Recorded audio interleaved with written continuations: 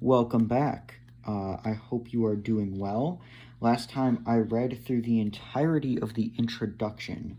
So today we are going to be starting on Chapter 1, The Dark Initiates. So get comfortable, get cozy, and get ready as I resume reading The Nazis and the Supernatural, written by Michael Fitzgerald. Chapter 1, The Dark Initiates. The 12 years during which the Nazi Party ruled Germany and much of Europe were so fundamentally governed by irrational and even magical thinking that the whole period has been referred to as the Occult Reich. Hitler, Hess, Göring, Himmler, Bormann, Goebbels, and Rosenberg were simply the most prominent believers in a way of thought that was entirely at odds with the secular thinking that had come to prevail in Europe. When the Third Reich was no more than a smoldering ruin, the Allied conquerors took a number of statements from Nazi Party members and discovered many documents about the way in which a range of occult notions had come to dominate the thinking of the most powerful leaders within Germany. They were so astonished by what they discovered that the evidence was deliberately suppressed at the Nuremberg trials for fear that it would allow the defense lawyers to plead insanity on behalf of their clients.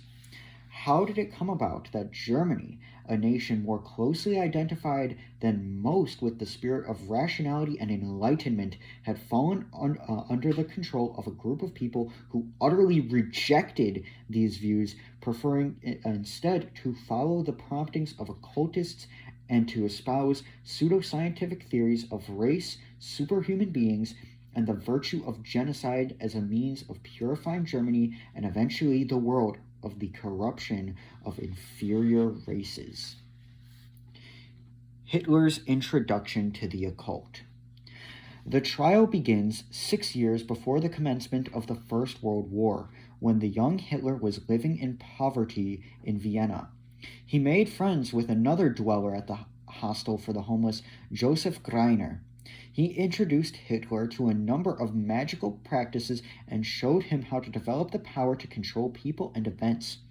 Hitler saw the new vistas that Greiner had showed him as an offering, the opportunity to escape from his present situation and translate his grandiose visions and ideas into reality through using the method he had learned from his friend. Hitler began studying hypnotism, yoga, and other disciplines that he believed would help strengthen his willpower. He attempted to move objects from a distance by focusing his will upon the exercise and dowsed for water in the woods around Vienna. Hitler studied astrology, learning to draw up and cast a horoscope. He also learned numerology, graphology, assessing character from handwriting, and physiognomy, the art of judging people by their face and body language. Hitler sometimes tried to test the strength of his willpower by holding his hand under a burning gas jet. The fact that Greiner had introduced Hitler to a number of occult practices is confirmed by others who knew him at the time, particularly Reinhold Hanisch, who, like Greiner, shared a friendship with him at various Dasshauses in Vienna. Lanz and the Aryan Heroes. In 1909, at the age of 20, Hitler met with Adolf Lanz, the head of an occult group based in Vienna. Lanz was also published a newsletter called Ostara. Hitler regularly bought from this paper from a local tobacconist shop and met Lanz on a number of occasions where he received further occult training. Lanz's newspaper and pamphlets first awakened Hitler's anti-Semitic prejudices, though they did not fully form until around 1920. Lanz began his career as a Cistercian monk, but was expelled from his monastery at the age of 24 for carnal and worldly thoughts. He immediately became an ardent German nationalist and a fierce anti-Semite who also attacked the Jesuits. Lanz also discarded the plain Herr Adolf Lanz, to which he was entitled, and began styling himself as Baron Georg Lanz von Liefenfels. His occult group, the Order of the New Templars, was consciously modeled upon the Catholic Church. Lanz set up set up centers for his Aryan heroes in various castles that he acquired for his order. By the 1920s, they owned 4 castles, a house in Salzburg, and a cell in Hungary. He declared that the Aryan hero is on this planet the most complete incarnation of God and the Spirit. Unfortunately, he had a bitter enemy known as Sanchadala, the Underman. The Sanchadala promoted democracy, capitalism, and materialism. It was because the Aryan heroes had mixed their blood with apes that their race had degenerated. The age of Aquarius would see the triumph of the racially purified Aryan over the sin of mingling his blood with that of lesser races. The order had laid down strict criteria for membership, including not simply blonde hair and blue eyes, but large heads, small hands, and small feet. All those who joined his new Templars had to promise to marry racially pure women. Lanz claimed that through women, sin came into the world, and it is so over and over again because women is especially susceptible to the love artifices of her animal-like inferiors. The rather unedifying slogan of his order was "Race War until the castration knife." Lanz was also an obsessional advocate for nudism and devoted several issues of Ostata on the subject. He believed in a lost paradise where nude Aryans consorted in racially pure liaisons with Aryan women.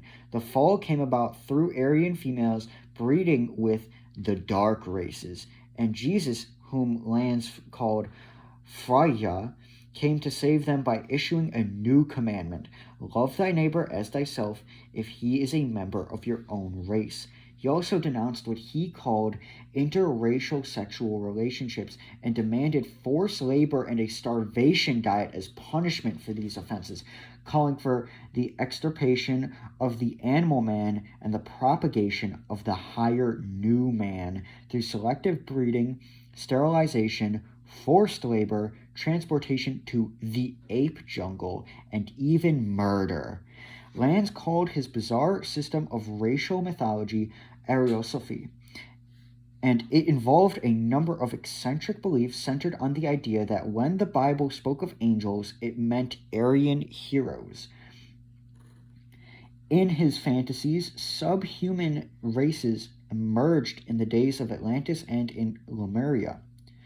Lanz rejected the idea that humans had evolved from apes, his theories regarding apes as fallen men. Jews, Czechs, and Slovenes were the 3 ethnic groups for whom he harbored particular hatred, and in his eyes they had evolved through intermixing blood between Aryans and apes. His Aryans were destined to be the master race and would lord it over inferior ethnic groups.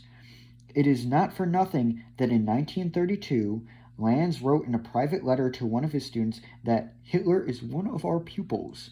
In 1934, he proudly claimed that his order was the first manifestation of National Socialism. And as late as 1951, he was still claiming to be the man who inspired Hitler to adopt the final solution. This is going to be the last part of this section. Because I am kind of running out of time. I'm going to be doing these in 9-minute segments. The Cosmic Circle of Munich. Hitler was certainly influenced by Lanz's ideas, but it was to be another 6 years or so before he began to formulate anything approaching a coherent ideology. When he moved to Munich in 1913, Hitler settled in the Schwabing area, the Bohemian quarter of the city. As well as mixing with other artists, he also discovered the ideas of Alfred Schuller and Ludwig Dereth. Schuller was convinced of the importance of what he called pure blood and was strongly anti-Semitic. Both men belonged to a group that aspired to turn Munich into the center of cosmic consciousness. Their goal was to replace the existing political, social, and religious structure of the world with the Urheimat, original home of the soul. They favored instinct rather than rational thinking, advocated following the promptings of the unconscious mind, and tried to bring about a return to a more natural and primitive society. Schuller revered the Roman Empire and blamed the Jews and Christians for its collapse. He engaged in seances, healing rituals, and astral travel. Schuller stressed the sacredness of pure blood and adopted the swastika as his personal symbol. Hitler heard Schuller lecture in Vienna and, as his friend Greiner related, developed an admiration for ancient Rome as a result. Schuller also led Hitler to become fantasized by the swastika symbol. He may have been a comparatively minor influence on the young Hitler, but he reinforced his racial obsessions and gave him the most potent emblem of Nazism, the swastika. Derleth subscribed to an even more bizarre belief system than Schuller. He was convinced that Schuller's seances were black magic rituals, and his own megalomania soon led to his notorious proclamations, in which he declared the imminent arrival of Christus Imperator Maximus. This coming savior of the world wanted death-hardened troops for the conquest of the globe. The last sentence of the proclamations became notorious soldiers. I fumbled the bag on that one. The last sentence of the proclamations became notorious. Soldiers, I deliver unto you for plundering. The world, his Reich, of Christ the King, found few disciples, but his ideas were widely publicized in Munich and were mentioned favorably by the Schwabinger Beobachter, the newspaper of the local Bohemian community. Hitler was aware of Derleth's proclamations and of his project for the establishment of the Rosenberg, his vision of an ideal city. The Rosenberg, though never more than a dream, was favorably complimented upon by Lanz and other thinkers who influenced the young Hitler. It was also an ideal that Himmler found attractive when he came to consider his own vision of the utopian state over which he imagined his SS Schutzstaffel ruling over in the event of final German victory. Derleth's fascination with alchemy, organic farming, living in harmony with nature, vegetarianism, spiritual development, and an order that created and ruled a golden society were decisive influences upon Himmler's conception of the world. Okay, I will pick up again with three men who changed the course of Hitler's life, still in the same chapter, The Dark Initiates. I will see you then. Peace.